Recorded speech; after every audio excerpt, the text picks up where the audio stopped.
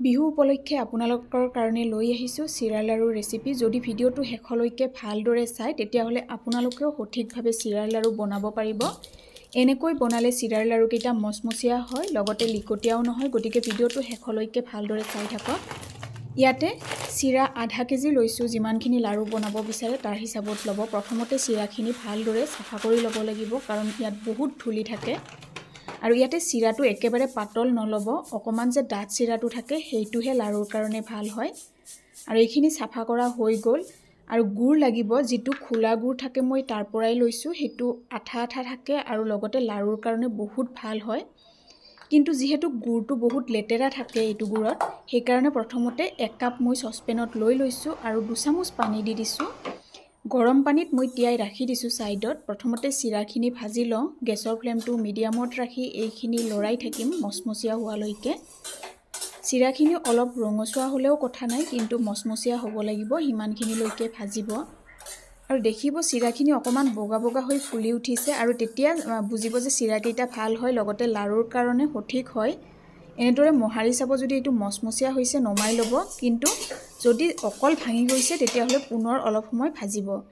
এনেদৰে মোহাৰি দিলে গুড়ি হৈ যাব লাগিব, সিমানখিনি মচমচীয়ালৈকে ভাজিব লাগিব। এইখিনি হৈ গৈছে। এতিয়া পুনৰ খৰাহীত লৈ লৈছোঁ, কাৰণ ভাজিলে আৰু অলপ গুড়িৰ নিচিনা ওলাই যায়।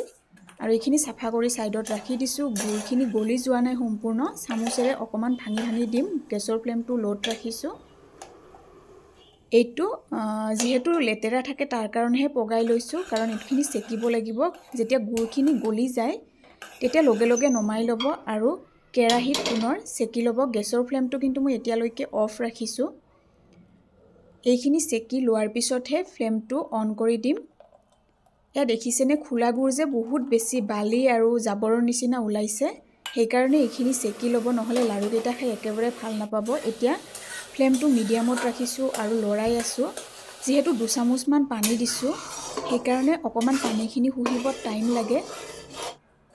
আৰু দেখিছেনে, ৰংটো সলনি হয়। পোহৰটোৰ অলপ ইফাল সিফাল হোৱাৰ কাৰণে বেছি কাঢ়া দেখা গৈছে কালাৰটো। যেতিয়া দেখিব এইখিনি ডাঠ হৈ আহিব, তেতিয়া এনেদৰে বাটিত পানী লৈ 2 টোপালমান দি চাব। এইখিনি বৈ পৰিছে দেখিছেনে, আৰু চেপেটাৰ নিচিনা হৈ গৈছে। গতিকে এইটো হোৱা নাই। মই কিমানখিনি সময়ত গুড়টো নমাব লাগিব সেইটো দেখুৱাই যাম। গতিকে বাৰে বাৰে এইটো মই বাটিত পানী লৈ দেখুৱাই যাম, আপোনালোকে মন কৰিব। আৰু গুড়খিনি দেখিছেনে, ৰংটো অলপ বগাৰ নিচিনা, হালধীয়াৰ নিচিনা হৈ আহি আছে, আৰু একেবাৰে ফোমৰ নিচিনা হৈ আছে, পাতল। আৰু 2 টোপালমান দি চাইছোঁ অলপ সময়ৰ পিছত। এতিয়া কিন্তু গেছৰ ফ্লেমটো ল'তে ৰাখিছোঁ।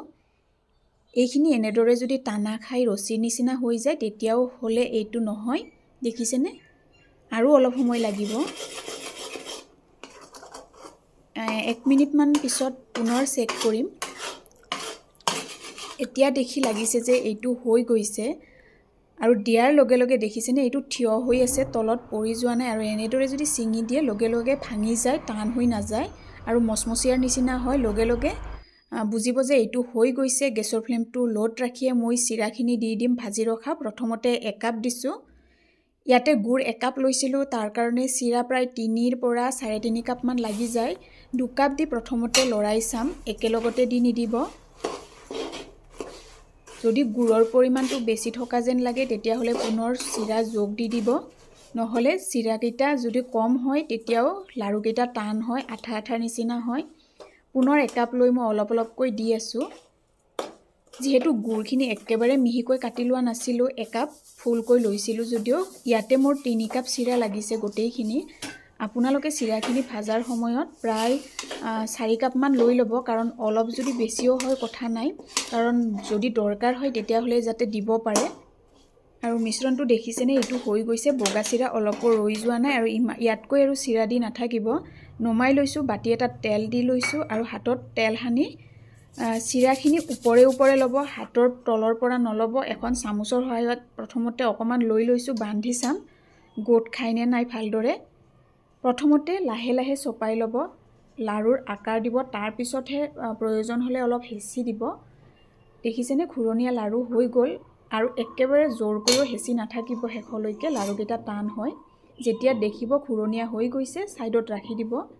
আৰু ওপৰৰ যেহেতু চিৰাখিনি সোনকালে ঠাণ্ডা হৈ যায় সেইকাৰণে ওপৰে লৈ থাকিব শেষৰ ফালে গৰম থাকে শেষলৈকে লাৰু বান্ধিবৰ কাৰণেও সুবিধা হয় গৰম থাকিলেহে লাৰুকেইটা বান্ধ খায় আৰু গুড় পগালে কিমানখিনি টাইমত চিৰাখিনি দিব লাগে সেইটো ধ্যান ৰাখিব তেতিয়া দেখিব যে লাৰুকেইটা একেবাৰে কষ্ট নোহোৱাকৈ বনাব পাৰিব হাততো আঠা লাগি নধৰে দেখিছেনে তেল অকমান দিয়াৰ পিছতে গোটেইকেইটা লাৰু এটাৰ পিছত এটা বান্ধিব পৰা গৈছে আৰু ধুনীয়াকৈ বান্ধ খাইছে শেষৰ ফালে অকমান শুকান হৈ যায় যদি এনেদৰে হৈ যায় তেতিয়াহ'লে আপোনালোকে কেৰাহীটো লো ফ্লেমত অকমান উঠাই দিব যেতিয়া গোটেইখিনি গোট খাই যায় এৰি আহে তাৰ পিছত পুনৰ লাৰুকেইটা বনাই ল'ব অলপ আঠা ভাব আহিলে লাৰুকেইটা ধুনীয়াকৈ বান্ধিব পৰা যায় যিসকলে চিৰাৰ লাৰু প্ৰথমবাৰ বনাম বুলি ভাবিছে তেওঁলোকে যদি ভিডিঅ'টো মন দি চাই তেতিয়াহ'লে মই ভাবোঁ যে প্ৰথমবাৰতে আপোনালোকে সফল হ'ব আৰু যদি কিবা বুজিবলগীয়া থাকে তেতিয়াহ'লে কমেণ্ট কৰি সুধিব পাৰে গোটেইখিনি লাৰুৱে বনোৱা হৈ গ'ল আপোনালোকক দেখুৱাইছোৱে ধুনীয়াকৈ বান্ধ খাইছে